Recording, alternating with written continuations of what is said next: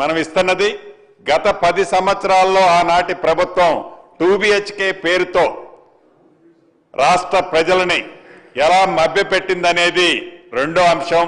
ఇక్కడ చర్చ ఈనాడు చాలా సుదీర్ఘంగా వారి సమస్యలు వివరించడం జరిగింది. అధ్యక్ష, ముందుగా 2BHK గురించి గౌరవ సభ్యులు ఏవైతే అనేక సమస్యలు అడిగారో, ఇందాక ప్రధానమైన సమస్యకి ఈ ప్రభుత్వం ఏర్పడే నాటికి గత ప్రభుత్వంలో 2BHK కట్టి బిల్స్ 204 కోట్లు పెండింగ్ ఉన్నాయి. అధ్యక్ష, ఈ 204 కోట్లతో పాటు ఇందాక గౌరవ సభ్యులు అడిగినట్టు రాష్ట్రంలో సుమారు 133 కాలనీలలో సుమారు 36,000 ఇళ్లు వివిధ స్థాయిల్లో మొండిగోడలతో దర్శనమిస్తుంటే ఈ ప్రభుత్వం వచ్చిన తర్వాత 744 కోట్లు అది ఇల్లు నిర్మించడానికి కానివ్వండి, లేకుంటే నిర్మించి నిరుపయోగంగా వదిలేసిన కాలనీల్లో మౌలిక వసతులు ఏర్పాటు చేయడానికి కానివ్వండి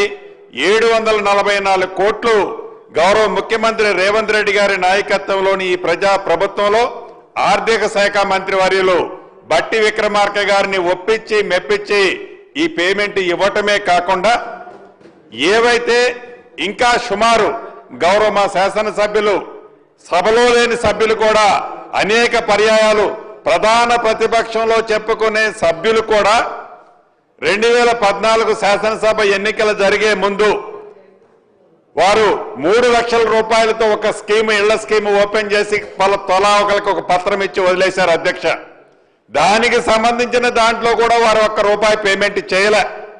రాష్ట్ర వ్యాప్తంగా సుమారు అటువంటి ఇళ్లు కూడా ఇందాక మా గౌరవ శాసనసభ్యులు చెప్పినట్లు మొండిగోడలతో అంటే ఫౌండేషన్ కట్టో లెంటర్ లెవెల్లో కట్టిన సుమారు 12-13 వేల ఇళ్లు ఉన్నాయి. అధ్యక్ష, ప్రభుత్వం దాని గురించి కూడా ఒక నిర్ణయం తీసుకోవాల్సింది ఉంది.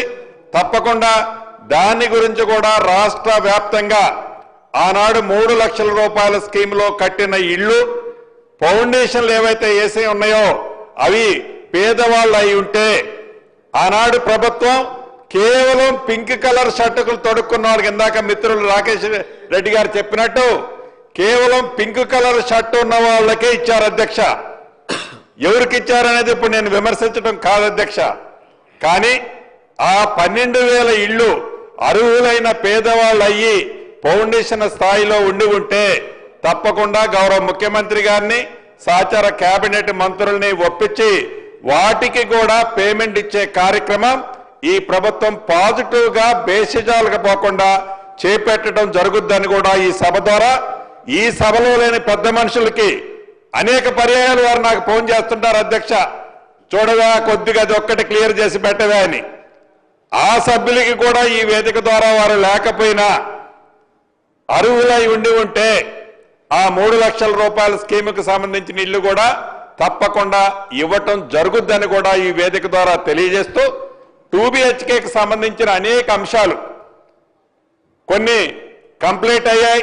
కంప్లీట్ అయిన తర్వాత బెనిఫిషరీని సెలెక్ట్ చేయని కారణంగా కిటికీలు, దారబంధాలు, చివరికి ట్యూబ్ లైట్లు, దాంట్లో ఉండే వైర్లు పీకిపై నిరుపయోగంగా రాష్ట్రంలో ఇంకా కొన్ని ఉన్నాయి. అధ్యక్ష, ఇందాక కసిరెడ్డి నారాయణ రెడ్డి గారు చెప్పినట్టు వారు CDF ఫండ్ నుంచి కొన్నిచ్చి చేయించినట్లు చాలా మంది శాసనసభ్యులు వారి నిధులను పెట్టి చేయించిన సందర్భాలు ఉన్నమాట వాస్తవం. రాష్ట్ర ప్రభుత్వం వచ్చిన తర్వాత సుమారుగా 457 కోట్లు అలా నిరుపయోగంగా పూర్తిగా కట్టి పూర్తి పేమెంట్ ఇచ్చిన వాటికి కూడా శాంక్షన్ ఇచ్చాం. దాంట్లో పేమెంటే పార్ట్లీ కొంత ఇచ్చాం. కొన్ని వర్కులు ఆన్ గోయింగ్ ఉన్నాయి. ఆ వర్కులు కంప్లీట్ చేసే బాధ్యత కూడా ఈ రాష్ట్ర ప్రభుత్వం చేపట్టుద్ది బేసిజాలకి పోకుండా.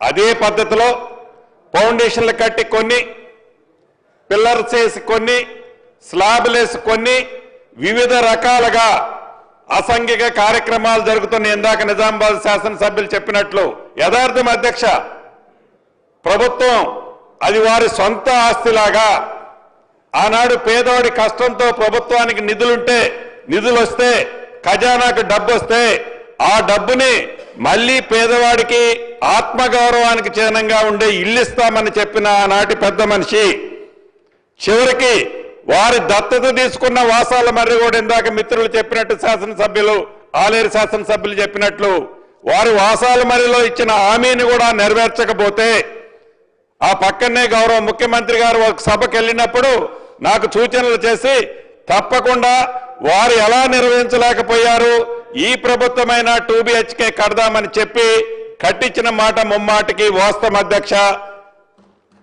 ఇందిరమ్మ ఇళ్ల కార్యక్రమంలో అదే రకంగా ఈ 2 BHKకి సంబంధించిన వాటిని ఇప్పటికే ఆదేశాలు ఇచ్చాం.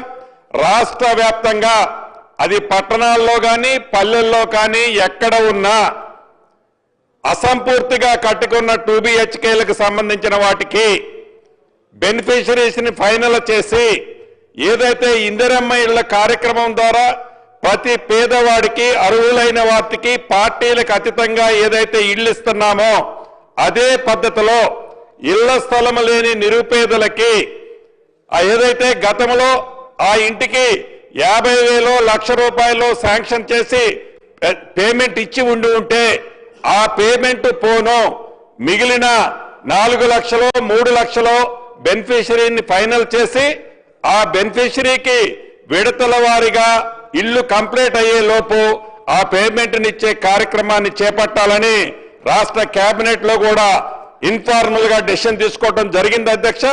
దాన్ని తప్పకుండా నిరుప్రయోగంగా కొన్ని నిధులు ఖర్చు పెట్టి ఎక్కడైతే అసంఘిక కార్యక్రమాలు జరుగుతున్నాయని గౌరవ శాసనసభ్యులు అనుకుంటున్నారో వాటన్నిటినీ పేదవారికి రాబోయే కొద్ది రోజుల్లోనే ఇచ్చి సెలక్షన్ చేసి వారే కట్టుకునే విధంగా బెనిఫిషరీ ఆ బ్యాలెన్స్ వర్క్ కట్టుకునే విధంగా ఆ బ్యాలెన్స్ వర్క్ కి ప్రభుత్వం ఇచ్చే 5 లక్షల్లో బ్యాలెన్స్ డబ్బులు ఇచ్చే కార్యక్రమాన్ని ఈ ప్రభుత్వం చేపట్టడం జరుగుతుంది అధ్యక్ష. అదే రకంగా దానం నాగేంద్ర గారు కానీ ఇంకా అనేక పట్టణాల్లో మిత్రులు మిర్యాలగూడ శాసనసభ్యులు లక్ష్మారెడ్డి గారు అడిగినట్లు సుమారు 14 కాలనీలు ఆ కాలనీలో పేదవాళ్ళు ఉన్నారు. ఆ పేదవాళ్ళకి ఇళ్ల స్థలం లేదు. ఇళ్ల స్థలం లేకపోతే మనం ఇచ్చే స్కీము ఏదైతే మొదటి విడత రాష్ట్ర వ్యాప్తంగా 4.5 లక్షల ఇళ్లు ఇస్తూ ప్రతి ఇంటికి 5 లక్షల రూపాయల చొప్పున 22,500 కోట్లు ఈనాడు ఈ కార్యక్రమానికి రాష్ట్ర ప్రభుత్వం ఖర్చు పెట్టడం జరుగుతుంది అధ్యక్ష. సుమారు ఈ ఇందిరమ్మ ఇళ్లలో ఇప్పుడు 3 లక్షల పైగా వివిధ దశల్లో ఇళ్లున్నాయి అధ్యక్ష. నాకు తెలిసి లేటెస్ట్ సమాచారం ప్రకారం 52,000 ఇళ్లు పైచిలకు గోప్రవేశాలు కూడా అయ్యాయని చెప్పడానికి ఈ సభ ద్వారా సంతోషిస్తున్నాను అధ్యక్ష.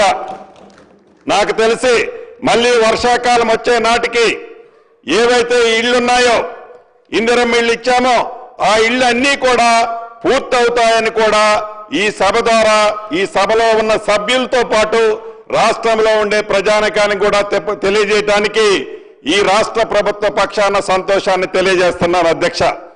అయితే ఈ 2 BHKకి సంబంధించిన ఇంకా చాలా ఇళ్లు చెప్పారు. టౌన్లకు సంబంధించి హైదరాబాద్ కానీ కట్టి ఎలకేషన్ చేయని వాటిని యుద్ధ ప్రాతిపదిక మీద ఇందాక నాగేంద్ర గారు చెప్పినాయి కానీ ఇతరత్ర యుద్ధ ప్రాతిపదిక మీద తప్పకుండా అర్హులైన పేదవాళ్లకి ఇళ్ల స్థలం లేని వారికి 2 BHK కట్టి నిరుప్రయోగంగా ఉండి లేకుంటే చిన్న చిన్న రిపేర్లున్నా రాష్ట్ర ప్రభుత్వ పక్షానే వాటిని కూడా రిపేర్ చేయించి మౌలిక వసతులు ఇచ్చి వాటిని ఎలకేషన్ చేయడంతో పాటు అర్బన్ కి సంబంధించిన ఒక పాలసీని GHMC పరిధిలో ఏదైతే నిన్ననే కొత్తగా 3 ఒక పెద్ద మన కార్పొరేషన్ ఏర్పాటు చేసుకోవడం జరిగింది. ఈ పరిధితో పాటు మిర్యాలగూడ, నిజామాబాద్, ఖమ్మం, వరంగల్ ఇలా పెద్ద టౌన్లలో పేదవాళ్ళు ఎవరైతే నివసిస్తున్నారో ఈ నివసించే వారికి ఇళ్ల స్థలం లేని వారికి ప్రభుత్వ స్థలాలు దగ్గరలో ఉన్న ప్రభుత్వ స్థలాలలో గతంలో చెప్పిన విధంగా 3 floors వరకు పర్మిషన్ ఇస్తూ అక్కడ కూడా మిర్యాలగూడ లాంటి ప్రాంతంలో 14 కాలనీలు ఏవైతే మిస్ అయ్యాయో ఇందాక మిత్రులు చాలా మంది ఎవరైతే చెప్పారో అటువంటి ప్రాంతాల్లో అర్బన్ లో కూడా ప్రభుత్వ స్థలాలలో తప్పకుండా ఈ ప్రభుత్వం అక్కడ కూడా పేదవాళ్ళని విస్మరించదు. ఇది పేదవాడి ప్రభుత్వం.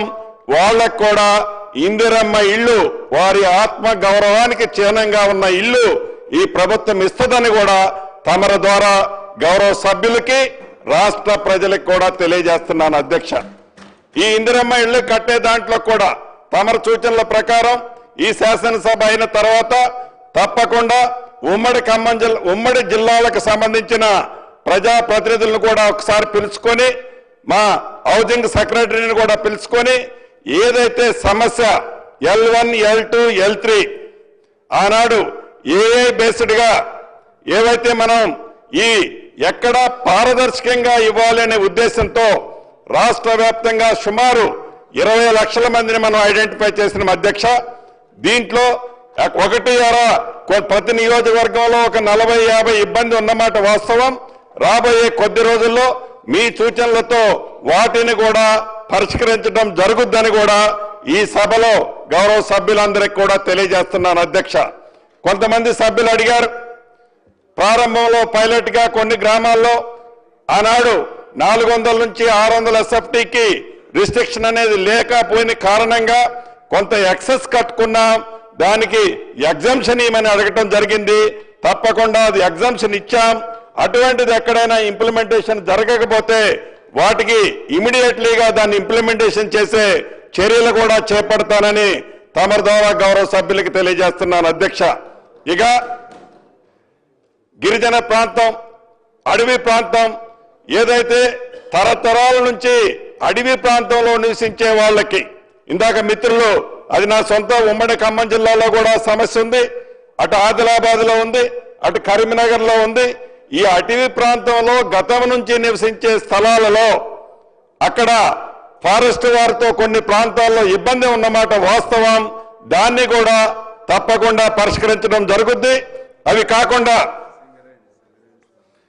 గౌరవ శాసనసభ్యులు సాంబశివరావు గారు అడుగుతున్నట్లు ఈ రాష్ట్రంలో ఉన్న సింగరేణి ప్రాంతాల్లో ఇందాక రాజ్ ఠాకూర్ అన్న కూడా అడిగారు, ఇక్కడికి వచ్చి 76 జీవో ప్రకారం చాలా మందికి ఇంకా మనం పట్టాలు పెండింగ్ ఉన్నాయన్న, వాళ్ళకి ఆ పట్టాలు ఇచ్చినట్లయితే వాళ్ళు కూడా ఇందిరమ్మ ఇళ్లు కట్టుకోగలుగుతారనేది తప్పకుండా దాన్ని రాబోయే కేబినెట్ లో గౌరవ ముఖ్యమంత్రి గారికి సహచర మంత్రులకి తెలియజేసి ఆ జీవోను కూడా ఇంప్లిమెంటేషన్ చేసి వారికి కూడా ఇచ్చే కార్యక్రమాన్ని చేపట్టి గ్రామానికి పోయినా పేదవాడు ఇళ్లు ఆత్మగౌరవ చిహ్నంగా అడుగుతున్నమాట వాస్తవం అధ్యక్ష.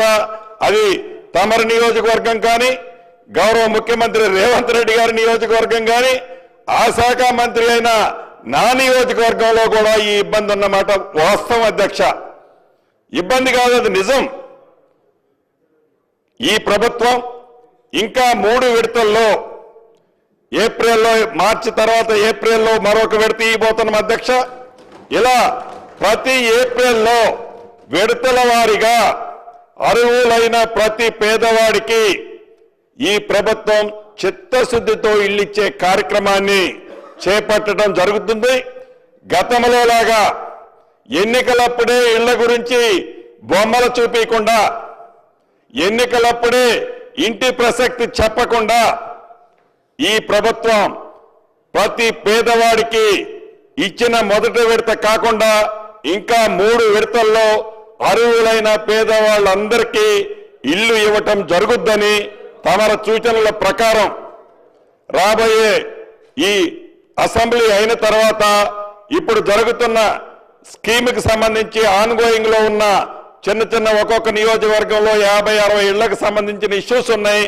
వాటన్నిటినీ రెక్టిఫై చేయడంతో పాటు 2 BHKకి బేసిజానికి పోకుండా ఏ స్థాయిలో ఇళ్లు కట్టి ఉన్నా వాటిని బెనిఫిషరీని ఫైనల్ చేయించి దానికి రిమైనింగ్ బ్యాలెన్స్ ఆనాటి ప్రభుత్వంలో చేసిన పేమెంట్ పోను, మిగిలిన పేమెంట్ ఇల్లు స్థలము లేని నిరుపేదలకు ఇవ్వటం జరుగుద్దని, అదే రకంగా ఆనాడు ఇందిరమ్మ ప్రభుత్వం అంటే రాష్ట్ర విభజనకు ముందు అది వైఎస్ రాజశేఖర రెడ్డి గారు కావచ్చు, ఆ తర్వాత వచ్చిన ముఖ్యమంత్రులు కావచ్చు, చాలా గ్రామాల్లో ఆనాటి ఇందిరమ్మ ప్రభుత్వం ఉన్నప్పుడే పేదవాళ్ళకి ఇళ్ల స్థలాలు ఇచ్చింది అధ్యక్ష.